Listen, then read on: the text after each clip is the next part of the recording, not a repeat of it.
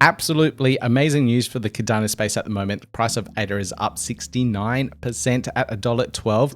I've been tracking this in AUD, so I apologize for anyone that is following my posts, and I'm tracking it at $1.70 at the moment. But the news that has come out is Donald Trump has announced that the US crypto reserve is going to include XRP, Sol, and ADA. And this is making the whole crypto space extremely excited. Of course, it's going to include Bitcoin and ETH. So they're the main 5 crypto assets that we're going to see in the crypto reserve at the moment. And if we have a look at the general market overall, we can see Bitcoin is up 8.8, Ethereum up 11.8, XRP up 31.4%.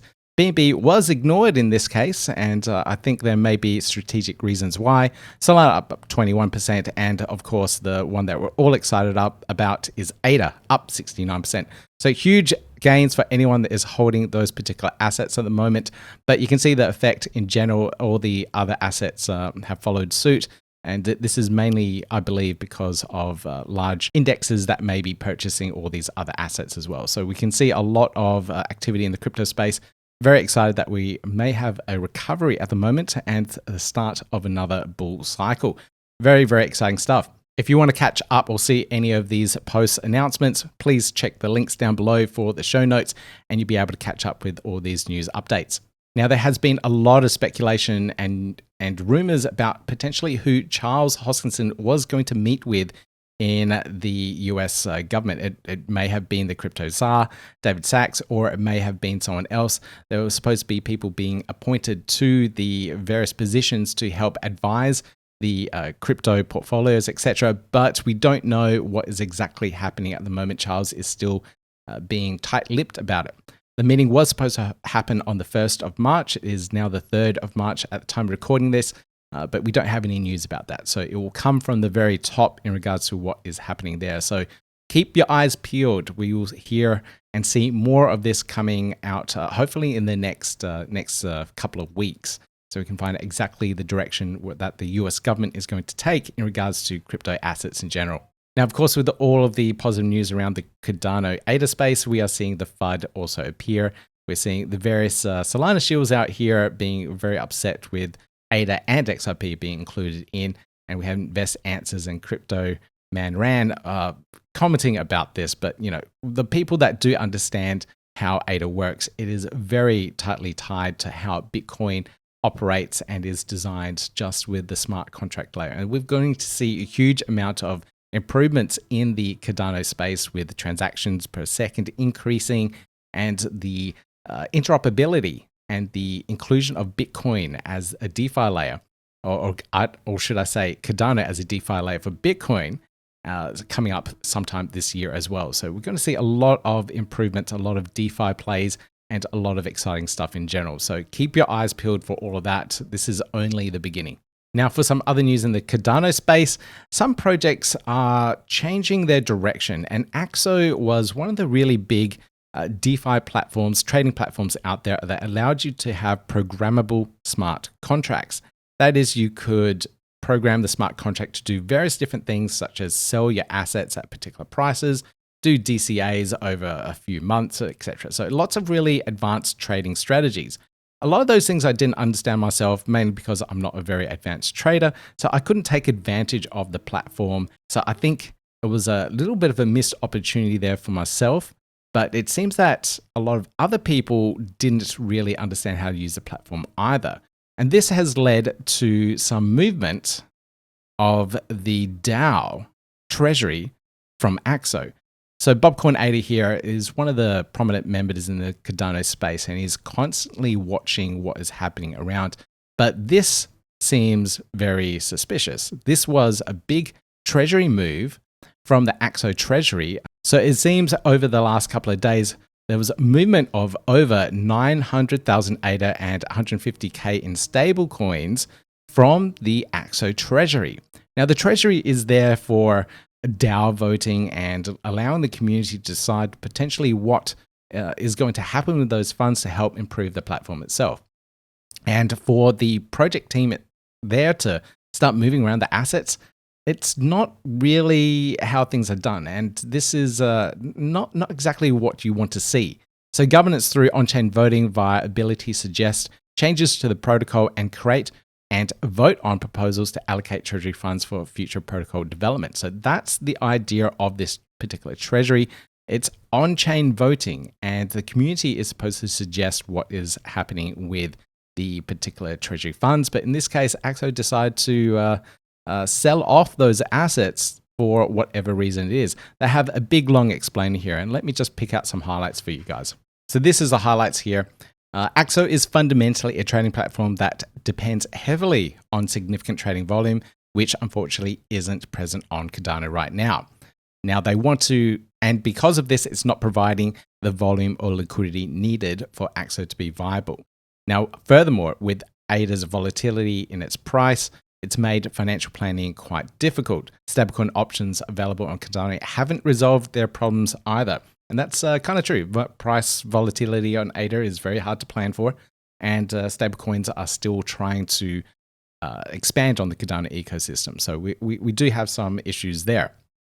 Now, ADAOZ do have the financial obligations. And because of this, they decide to convert their assets in the treasury. And here they say, necessary decision to convert our treasury funds into something more stable and liquid. So I'm assuming they're going cross-chain and maybe converting it over to USDC or USDT or something like that, some larger liquidity stablecoin. Additionally, we are currently preparing to return ADA locked in each user's vesting smart contract to ensure that everyone receives their funds back in a timely manner. Now that's a strange one. I thought with smart contracts, no third party can interact with it. It's completely between the chain and the user. That's an interesting one there. So it seems like they have some sort of measure to be able to trigger it to return to the user. So I thought that was quite interesting there. I'm not too sure about the technicalities. We're actively exploring alternative options and strategies to give ADAOZ the best possible chance to move forward. So it seems that the team have sold at the bottom. It seems that they sold their treasury, their funds, just before that announcement and the big pump that we saw just today, which seems to be really, really unfortunate for the team. Now, I have to say the reaction to all this hasn't been nice. And this post here by Ed and stuff, let me just read this one for you. I'm not at all surprised by this. I avoided these guys for good reason. These people ruthlessly attacked Genius Yield and their supporters who built a competitive product along with others in the Cardano community. One of their former team members tried to dox me personally, pure toxicity. While Genius Yield continues to push forward with a fully open source, community-driven, and actually contributes to the ecosystem, support real open source community-centric DEXs with positive dispositions.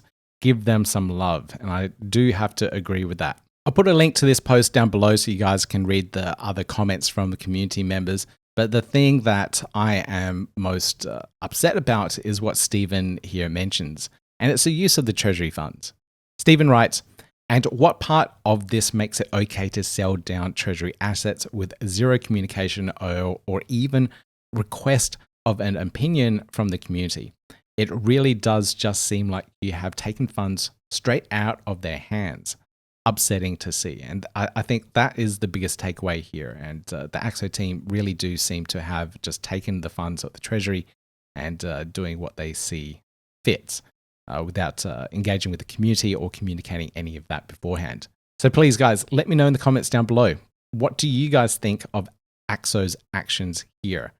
Whether or not they are in their right to touch the treasury funds and try and reduce the volatility there, or should they have consulted with the community and engaged directly with them to see what the best options are? Now, another project that I've been waiting for launch was Butane, and this is a synthetics platform which allows you to create a synthetic version of various assets such as Bitcoin, Ethereum, or US dollar stablecoin. Of course, you can take that further and create synthetic assets like NVIDIA, but there's security stuff. The SEC may clamp down on that, but that's the idea of it. You can create synthetic gold and track the price of that, but using ADA as a collateral. So you're always backing it up with some sort of asset. In this case, they're using ADA and some other assets as well. But the Butane platform is finally launched. I've done a few videos about this. I did an interview with the guys as well. If you want to check it out, links down below. Also in the post here, you can see the interview I did with Jay and Micah about the platform and how it all works. But they also decided to build their own Oracle platform. And Sunday Labs was one of the teams that helped design and engineer the Oracle as well. So now oracles are there to feed in the price of external assets that aren't on chain, such as the price of USD, onto the on-chain platform. So if you're executing a smart contract, it doesn't know what the price of USD is. So it needs these oracles to feed that price in, and they've decided to build their own Oracle platform because they weren't happy with what was available within the ecosystem. Now, Sunday Labs was a part of the team that engineered and designed the Oracle software behind Butane. So there's a lot of smart heads that put this all together to make Butane happen. I'd love to get a better understanding of why they went for this path and why other options such as Charlie 3 or AUKFAX weren't an option within the Cardano ecosystem and weren't good enough for their platform. So I'd love to get a better understanding of that. But because of their decision, we now have another Oracle system within the Cardano ecosystem. So this is a good thing overall, but I'd love to know the differences here. Now, like I said, if you want to try out Butane, links down below for you guys so you can learn a little bit more about the platform and have a play with it. I currently don't hold any of the Butane tokens. I'm not sure even what the ticker is.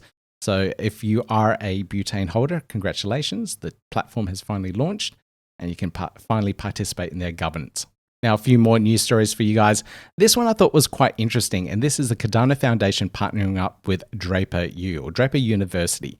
And this is for a Cardano founder residency at this particular university. Now, these guys do big startup stuff. So they're a large residential founder fellowship in Silicon Valley for pre-seed. So any of these startups, before they get seed funding, they could be a part of Draper U, get some the foot in the door, get exposure to the Silicon Valley and potential big seed funding. So this is the position that Draper U has.